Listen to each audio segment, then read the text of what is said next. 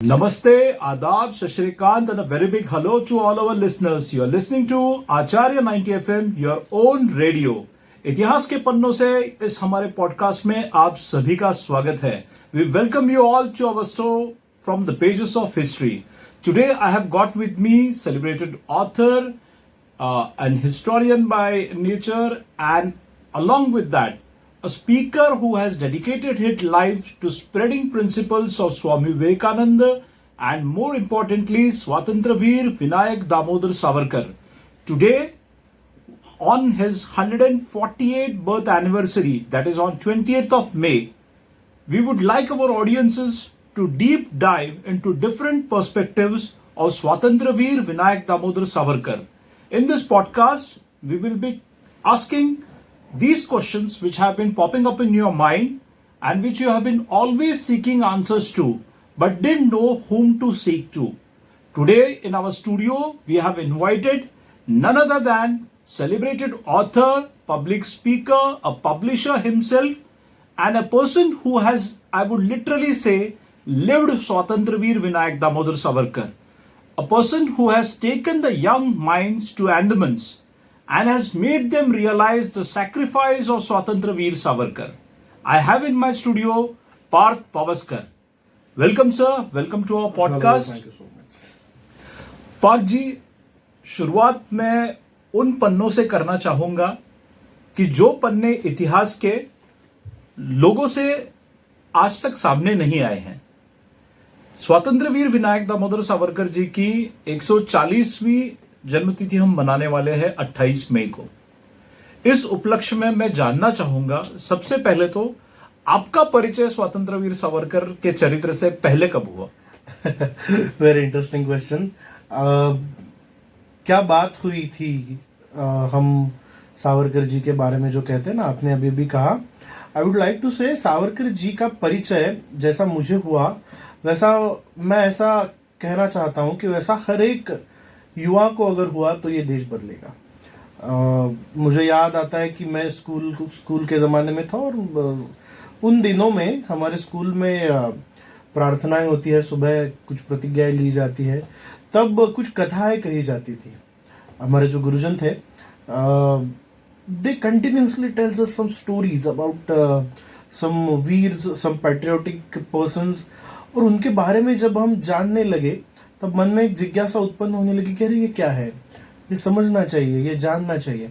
और ऐसे ही एक दिन सावरकर जी की पुण्य स्मरण या फिर उनका जन्मदिन होगा, उस दिन हमारे स्कूल में एक कथा सुनाई गई थी सावरकर जी के बारे में. उन्होंने अंडमान में जाने से पहले मार्शलिस में जो छलांग लगाई थी वो छलांग के बारे में थी. उस दिन से मन में एक कुतूहल निर्माण हुआ, उस दिन से मन में एक जिज्ञासा जागृत हुई कि क्या है ये वीर, क्या है ये सावरकर, जो आदमी at his age of just 24-25 किसी का भी विचार न करते हुए, किसी की भी परवाह न करते हुए खुद की जान झोंक देता है समंदर में, पानी में. क्या जिगर लगी होगी उनको, क्या लगा होगा उनको कि भाई सामने मेरे मृत्यु खड़ा है और वो मृत्यु को ना मानते हुए मैं तैरते जा रहा हूँ. I am continuously swimming in that water. मैं जा रहा हूँ. पीछे से ब्रिटिश अधिकारी पूरी तरीके से तैनात है, वो आ रहे हैं, उनकी परवाह ना करते हुए मैं जा रहा हूँ मेरे लक्ष्य की तरफ. वो जो मेरा लक्ष्य है वो है देश की स्वतंत्रता. मैं आज हमारे युवा मित्रों को कहना चाहूँगा कि आज हमारे सामने स्वतंत्रता ये लक्ष्य नहीं है, लेकिन जिन्होंने स्वतंत्रता दिलाने के लिए अपनी जान न्यौछावर कर दी इस देश के लिए, उनके बारे में कुछ देर सोचना, उनकी यादें ताजी रखना, उनकी यादों में हमने कई पल बिताना, ये भी बड़ा इम्पोर्टेंट है आज की पीढ़ी के लिए. So friends, today the problem that we are facing, the challenges we are facing with the youth is we are goalless. Yeah. We are not having any goal. And what Parth has been consistently saying across in his public speeches, in his public discourse is that look at the personalities, look at their aura. What kind of goal objective that they wanted to give freedom to their motherland, and what a tender age at 24. jumping across the ocean. Today, if you say to anybody you have to jump across this ocean, they will first think about the after effects of whatever jumping. Exactly. They will Google and find out what is El Nino, what is the El Nino shock that I'm going to get if I jump here. Yeah. So imagine a person jumping across that, swimming across, and coming across on the French territory and fighting not for himself, but for his motherland. I think that itself gives us a different perspective. Partha जी, मैं आपको और थोड़ा सा आगे लेके जाना चाहूंगा. स्वतंत्र वीर सावरकर जी के बारे में बहुत सारी ऐसी धारणाएं हैं कि स्वतंत्र वीर सावरकर जी ने अपना एक राजकीय विचार रखा जी, एक पॉलिटिकल व्यू रखा, उसको कहते हैं. हम उस पॉलिटिकल व्यू को थोड़ी देर के लिए दूर कर देते हैं, लेकिन उनकी जो सोशल इमेंसिपेशन को लेके जो उनकी एक व्यू थी वो काफी हद तक लोगों के सामने अभी तक नहीं आई है. जो रत्नागिरी जैसे रीजन में उन्होंने काम किया, हम आपसे जानना चाहेंगे, बिकॉज आप उसमें मास्टर हैं. हम आपसे जानना चाहेंगे उस पर्सपेक्टिव के बारे में. देखिए, बात यह है कि सावरकर जी का नाम जब हमारे सामने आता है तब उनकी जो प्रतिमा सामने खड़ी होती है वो है एक अंडमान के काला पानी की सजा भोगने वाला एक कैदी के तौर पर, या फिर मैंने जैसे बोला कि सागर में छलांग लगाने वाला आदमी उस तौर पर. लेकिन अंडमान के बाद उनको तकरीबन 3 साल रत्नागिरी की कारागार में रखा गया और उस कारागार में सावरकर जी ने एक किताब लिखी, उसका नाम है Hindutva, and that book was in English. स्वतंत्रता मिलने के बाद पूरी दुनिया के सामने अगर भारत को राष्ट्र के एक फॉर्म में खड़ा रहना है, तो ये राष्ट्र में अगर हिंदू लोग ज्यादा है तो ये राष्ट्र हिंदुत्ववादी होना चाहिए. तो हिंदुत्व क्या है वो बताने वाली उनकी किताब थी हिंदुत्व. और उसके आगे मैं जाऊंगा, ये हिंदुत्व, ये जो हिंदू लोग इस राष्ट्र में रहते हैं उन हिंदुओं में जाति पाति में कुछ ना कुछ भेद किए गए थे, और वो भेद जब तक दूर नहीं होते तब तक वो लोग हिंदू ये संज्ञा पे खड़े नहीं हो सकते. इसलिए अगर इस देश के हर आदमी को हिंदू के तौर पर खड़ा रहना है, मैं हिंदू हूं ये गर्व से कहना है, तो उसके बीच बीच वो जो बटी हुई जातियां है उसमें से हिंदू लोगों को बाहर निकालना, ये एक प्रमुख ध्येय था सावरकर जी का. और उस ध्येय को पूरा करने के लिए रत्नागिरी में उनको स्थानबद्ध रखा गया. मतलब रत्नागिरी जिले के बाहर कलेक्टर की परमिशन के बिना वो जा नहीं सकते, हाउस अरेस्ट कह सकते हैं. या तो वो जो उनका कालखंड था उसमें सावरकर जी ने रत्नागिरी के जो अस्पृश्य लोग थे कि जिन्हें मंदिर में जाने के लिए मनाही थी, कि जो मंदिर में भगवान का दर्शन ले नहीं सकते थे. आज तुम और हम किसी की भी परमिशन के बिना किसी भी मंदिर में जाके माथा टेक सकते हैं भगवान के सामने, लेकिन कोई जा नहीं सकता था. ऐसे कालखंड में सावरकर जी ने रत्नागिरी में एक नया मंदिर खोल दिया. हम कहते ना कि एखादी रेखा अगर आपको छोटी करनी हो तो क्या करना है, उसके बाजू में बड़ी रेखा मार दो, वो रेखा उसे धक्का ना लगाते हुए भी छोटी हो अपने आप छोटी हो जाएंगी. तो सावरकर जी ने वो काम किया. उन्होंने किसी के साथ झगड़ा नहीं किया, वो किसी के साथ लड़ना नहीं चाहते थे कि भाई ऐसा करो वैसा करो. उन्होंने खुद ब खुद एक नया मंदिर खोल दिया, नया मंदिर स्थापन कर दिया. और वो मंदिर किस बात का था, वो विट्ठल जी का मंदिर था. कि हमारे हिंदू संस्कृति में 12वें शतक से परंपरा है कि पंढरपुर के लिए वारी निकलती है छोटे छोटे गांवों में से. तो विट्ठल ये उस सर्वसामान्य नागरिक का दैवत है, वो विट्ठल को अपना मानता है, विट्ठल उसको अपने करीब का भगवान, God of common man. Exactly, he is a God of common man. तो वो विट्ठल का मंदिर खोल दिया कि वो विट्ठल के दर्शन के लिए किसी भी जाति का, किसी भी धर्म का, किसी भी पंथ का आदमी जा सके और वो विट्ठल को अपने गले लगा सके. भगवान को आदमी के पास लाने का काम सावरकर जी ने किया. वो कालखंड ऐसा था रत्नागिरी का कि मतलब ऑन द रिकॉर्ड्स ऐसा कहा है कि 500 से ज्यादा पानी के तालाब थे वहां पे. वो पानी के तालाब सावरकर जी ने सर्वसामान्य आदमियों के लिए खुले किए. उसमें से पानी किसी विशिष्ट जाति के लोग ले सकते थे, सर्व जाति के लोग नहीं ले सकते थे. वो काम सावरकर जी ने किया. इवन मैं आपको कहना चाहूंगा कि हमारी स्कूलों में जो बच्चों को रखा जाता था कि उच्च वर्णियों के बच्चे अलग से शिक्षा लेंगे, नीच वर्णियों के बच्चे अलग से शिक्षा लेंगे, सावरकर जी ने ये भेद हटा दिए. रत्नागिरी का कलेक्टर ऐसा कहता है कि सावरकर जी ने जो बीते साल इस रत्नागिरी जिले में बिताए उसमें ऐसी क्रांति यहाँ पे घटी कि सावरकर जी के वास्तव्य के काल में रत्नागिरी जिले की सरकारी स्कूलों में उच्च वर्णियों के बच्चे और नीच वर्णियों के बच्चे एक साथ शिक्षा ले सके. उनका So, उनका the परसेंटेज equality बहुत to बढ़ गया। education. Ji ji ji Equality to education. Exactly. Listeners, I want you to pay your attention to these particular points. Today we talk a lot about our rights, our fundamental duties. But imagine that age, we are going way back in 1924, and here is a person who is under an house arrest and not allowed to take any political actions as per the law. But he doesn't sit idle inside his house, nor he gets demotivated. In fact, he comes out with more colors and more strongly and advocates within his community and within his people that we need to bridge this gap and create a different society. So, what kind of vision, what kind of intellect that person will have? Just imagine today, while listening to Parth, I am getting shivers right down my spine.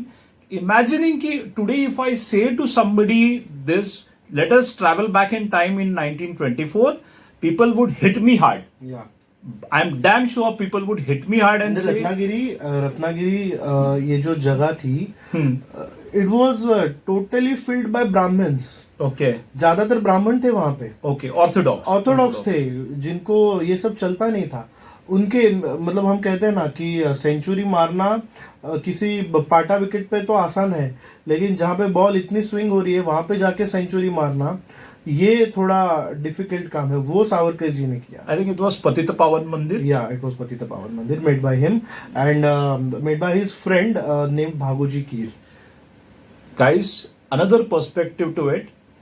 A person envisions a particular temple which is free to all, and he gets a support from a businessman called Bhagoji Keer. Yeah. And this Bhagoji Keer is the same person who dedicated 11 acres of his land at Dadar Shivaji Park. Today, what we call the Hindu Smashan Bhumi and the adjoining areas that was dedicated from personal property by And Bhagoji Keer. that Hindu Smashan Bhumi named also the name by Bhagoji. Bhagoji Keer. Yeah. It is named after Bhagoji Keer. Yeah. See, it is very easy to get convinced yourself, but to get convinced others to take part into this action is a biggest task. Yeah. Today in management we call it out of the break work. This is something which was breaking the work and bringing a newer perspective to it. So, Paji, I would like you now to take our audience to a step forward.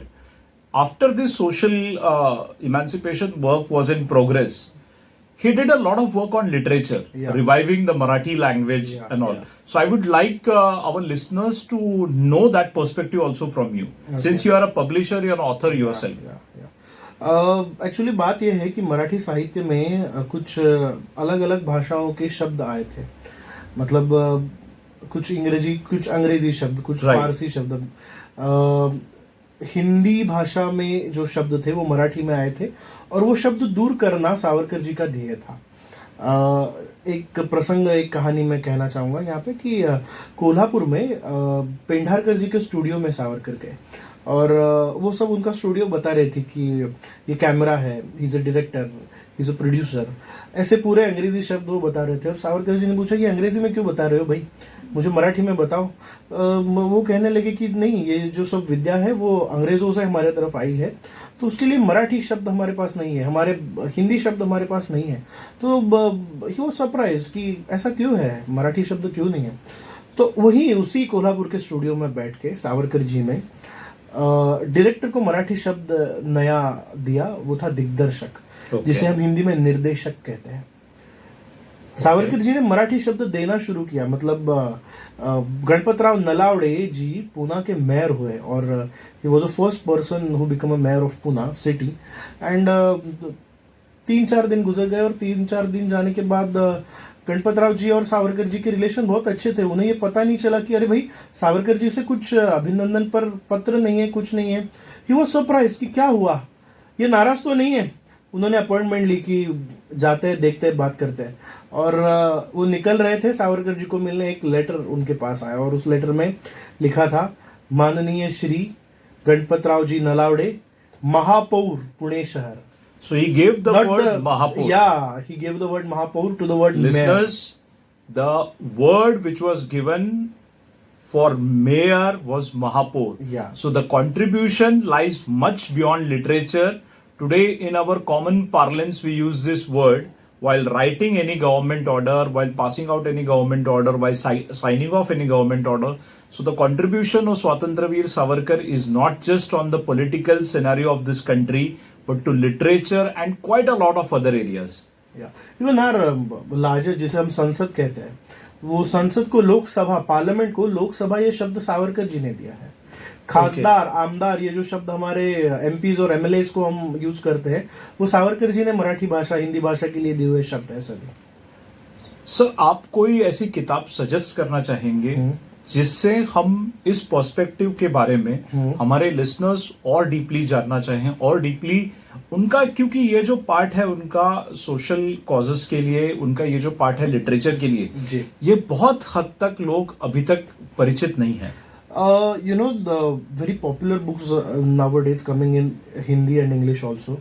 Even my friend Vikram Sampath, he has written 2 volumes of his books, like Veer Savarkar, Echoes from Forgotten Past. Okay. Yeah, which is a wonderful book written in English and also translated in Hindi and Marathi. उसके मराठी संस्करण भी है, हिंदी भी है, उसके 2 volumes है अभी. ये एक किताब है. उसके बाद हमारे चिरायु पंडित और उदय माहुलकर नाम के एक दोस्त है, उन्होंने सावरकर जी पर एक किताब लिखी है.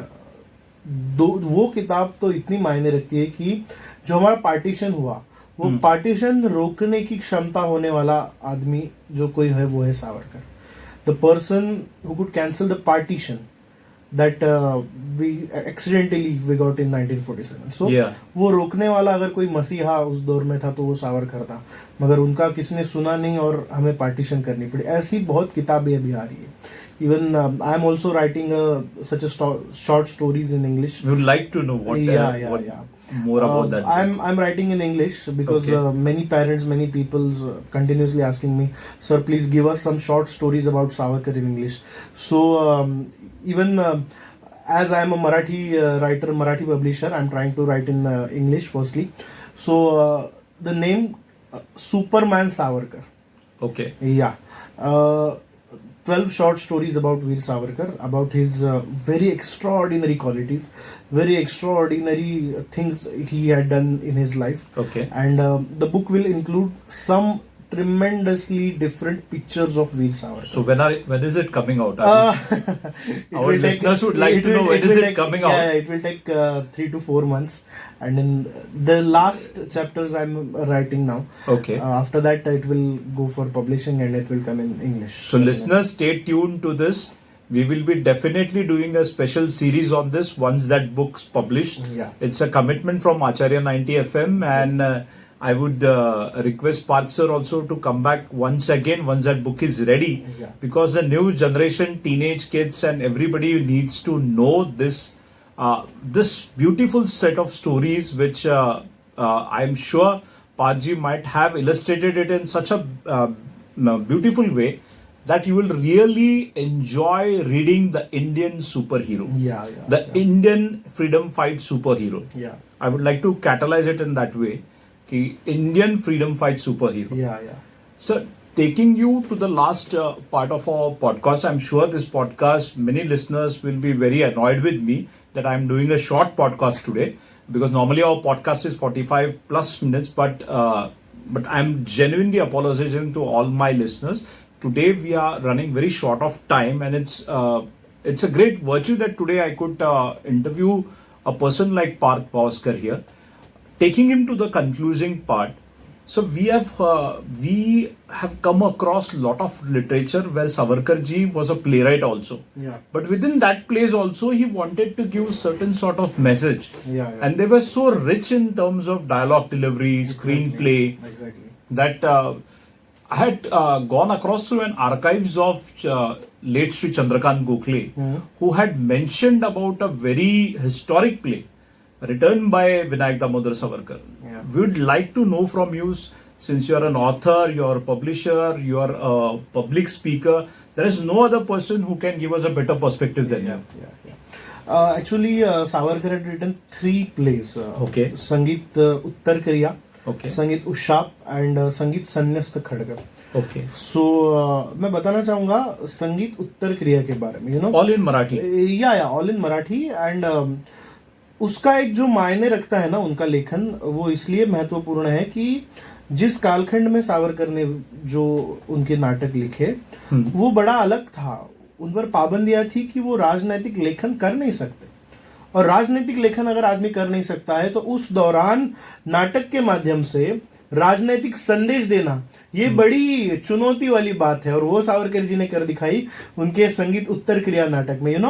The story begins from a Shaniwar Wada era, the era of late Madhavrao Peshwe. Okay. And एक लेडी है 70-80 साल की, और उसे कुछ समझता नहीं है। वो आती है शनिवार वाड़ा के सामने, एंड रोज शनिवार वाड़ा के सामने आके वो चिल्लाने लगती है कि भाई मुझे उत्तर क्रिया करनी है, मुझे उत्तर क्रिया करनी है, जिसे हम अंतिम संस्कार के बाद जो क्रिया की जाती है, जिसे The rituals, the rituals for all our listeners, the rituals once a person is dead, Yeah. as per the Hindu scriptures, there is a 13-day ritual practice which needs to be followed. which is Uttar क्रिया। उत्तर क्रिया। सो वो एक पागल औरत आती है और वो चिल्लाने लगती है कि मुझे उत्तर क्रिया करनी है, मुझे वो रिचुअल्स करना है। And at some day the Madhavrao was passing from that gate of Shaniwarwada. Okay, Madhavrao listens that lady. Okay. वो सुनते हैं कि अरे भाई ये क्या चालू है। इतने दिन तो वो सब पहरेकरी वगैरह उसको हटा देते, लेकिन that day Madhavrao listens that voice of the lady. Madhavrao सामने आते हैं और वो कहते कि क्या चाहिए इसे बताइए। तो वो लेडी कहती है कि मुझे तू चाहिए, मुझे तेरे साथ बात करनी है। Madhavrao just speak, come on speak, क्या कहना चाहती है। तो वो कहने लगती है कि मुझे उत्तर क्रिया करनी है। माधवराव आस्क्ड हिम कि किसकी उत्तर क्रिया, किसके रिचुअल्स करने हैं। वो कहती कि पानीपत के युद्ध में जो सब मराठा सैनिक धारा तीर्थी हो गए उनकी उत्तर क्रिया करनी है। माधवराव वो शॉक्ड। वो कहती कि वो तो हमने की है, पानीपत में जो हुतात्मा हुए उनके जो क्रियाकर्म करने चाहिए थे वो तो हमने की है, ऑलरेडी डन। या दैट इज ऑलरेडी डन। तो अलग सा क्या करना है। वो कहती है नहीं, वो उत्तर क्रिया नहीं है। The Shaniwarwada in which you are staying now, the gate of Shaniwarwada which is in उत्तर दिशा, विच इज इन उत्तर डायरेक्शन। ओके। सो उस दिशा में कौन सा देश आता है, उस दिशा में कौन सा गांव आता है। Madhavrao tells Delhi is in that Uttar direction. So the kriya of winning Delhi is Uttar kriya. Delhi जीतने की जो क्रिया है वो उत्तर क्रिया है। It's a very big statement. This is very hidden political message. You should, as you won Delhi, you won the nation. सो अगर देश पर कब्जा करना है तो तुम्हें दिल्ली पर कब्जा करना पड़ेगा, या to win capital of Delhi. So Maratha should win that Delhi, so Maratha should win that capital. So मराठाओं का राज पूरे देश भर रहेगा। तो दिल्ली जीतने की जो क्रिया है वो उत्तर क्रिया है। This is a very important hidden message to that all people in Maharashtra कि we have to take this nation from Britishers. हमारे पूर्वज जो थे उन्होंने ये ले लिया था क्योंकि उनको दिल्ली जीतनी थी। ये मैसेज जब उन पर so this is the message given out from that play. Yeah, from that play. Just go and win that Delhi. All the artist fraternity, all the students, those who are aspiring to be playwrights, Yeah. all the people who want to make their career in this mainstream, I would advise you should read that play. Exactly. Because such a beautiful message given in such a subtle and soft way without disturbing the fabric. Exactly. I think this is what is required today. Ki when you give a content, give it in such a subtle and soft way, but have a perspective. Even I must say, Savarkar was a magician. He was Okay. playing with words. Okay. That Uttar Kriya and that shifting of the words is just like a magic. He was playing with that words as a magician. Okay. So उनमें एक क्षमता थी, उसी की वजह से इतनी अच्छी, इतनी अर्थपूर्ण नाटक वो लिख सके। So it's a deep dive. Yeah. A person who is a poet, a person who is a playwright, a person, someone who has revived the ancient language, the literature, given new dictionary words to that entire language. I think he was someone who thought beyond that century. Exactly. And that's why his ideas are relevant even today. To all our international audience, I would definitely give you links to those books in our YouTube series so that you can deep dive into what Parkji has said today. And also you can then further send us an FAQ of what questions you have out of those series. then whenever Parji will be back in our studio, I would definitely commit you to do a bigger series on this. Parth sir, taking you to the conclusion of this show, we have seen Savarkar lived across these multiple roles. Yes. As a playwright, as a historian, as a literature genius, as a magician of words. According to you, what would you say, which idea of his ideology are relevant even today, and what youth should understand from his personality? We are not here to justify ki this personality was good or this personality was bad. Yes, yes. We are here to say these are the gems of Indian soil, and as the students, as young aspirants of this nation, we should look at every gem in a different way. That's the whole perspective that we want to present. I'll just give you one example while concluding. At that time, there were many friends of Veer Savarkar, and उनका जो as था वो तकरीबन 22, 23, 25 साल था. Many people was asking them, what are you doing? Why are you doing this for your country? And you don't have any your personal life, your any personal goals. वो बच्चे कहते थे कि नहीं, हमारा एक अंतिम ध्येय वो है स्वतंत्रता है. और ये एज ऐसा एज है जहाँ ये उन लड़कों का प्यार करने के दिन है. तो किसी ने सावरकर जी के किसी दोस्त को पूछा कि भाई ये आदमी कभी किसी पे प्यार करना नहीं चाहा, इसकी जिंदगी में कभी कोई आया नहीं कि जिस पर उसे लगे कि भाई पूरी जिंदगी उसके लिए हम न्यौछावर कर दे, उसके लिए दे दे. ऐसा कभी हुआ नहीं. आपने इतनी करीब से सावरकर जी को देखा है. Any some person will be there, कोई तो भी होगा वहां पे कि जिस पर ये आदमी प्यार करता होगा. उनके दोस्त ने कहा मैं सावरकर जी को इतने दिन से जान रहा हूँ, पहचान रहा हूँ. उन्होंने एक बड़ी सुंदरता से, एक सरलता से एक सावरकर जी के बारे में भाष्य किया था. उन्होंने कहा था कि if at all there was any sweetheart in his life. Okay. बहुत लोगों को स्वीट हार्ट कहने के वो दिन थे ना उनके. Yeah. If at all there was any sweetheart in his life, it was his motherland only. How romantic. How romantic in today's. I would like to say how romantic in today's. Yeah. When people fancify their love, people fancify certain things. And here is one person who is, if there is anybody in his life, it is his motherland. How beautiful and how patriotic. It really gives me goosebumps when I hear these kind of thoughts. I'm sure our audience will also thrilled today by listening to these perspectives. That's what our perspective was, sir. Yes. I'm extremely apologetic today that I have to wrap up this show at a very short notice to you all. But I promise you to get a better content and a better, broader content on Swatantra Veer Savarkar in the coming days. Sir, lastly, today your film is releasing. Yeah. To all our listeners, to all our audience. Today, sir has to rush up now to Doordarshan Kendra. It is first time in the history that a film of 1.5 hours, 90 minutes has been releasing on Swatantra Veer Savarkar by Doordarshan. So, lastly, a few words on that film. Yeah, it is firstly making, and the film is a documentary film which is based on historical evidences. Okay. It is not on some vague facts. It is a very genuine biopic. It is a very genuine story of Veer Savarkar, which includes every minute part of his life, which includes every minute part of his thoughts. So I would like to say this film is based on Veer Savarkar's life and also thoughts. So ये प्रेक्षकों के लिए एक अच्छी बात है कि उनकी जीवन चरित्र भी समझ में आएगा और उनके विचार भी समझ में आएंगे.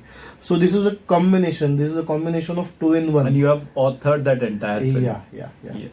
So, the film is going to be broadcast on Doordarshan today. Yeah. It will be broadcast today, and there will be a retelecast also of the Yeah. film.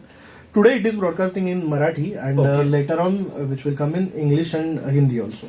Through our radio, we also like to make an announcement that whichever social organizations or whichever organization want to come forward Yes. and broadcast that film on their platforms, whichever offline platforms they are And I would like available. to say the film is for youth.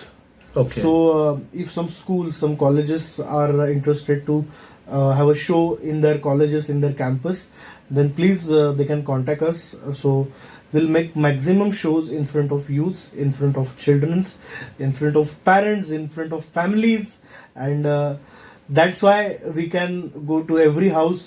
And हमारा जो motive है हर घर Savarkar, Yeah. वो पूरा होगा. Sure, sir. We are there with you as a media house in this particular collaboration. Listeners, stay tuned to our show. As of now, I'm signing off from this show. Keep listening to Acharya 90 FM, your own radio, इतिहास के पन्नों से, from the pages of history. Thank you.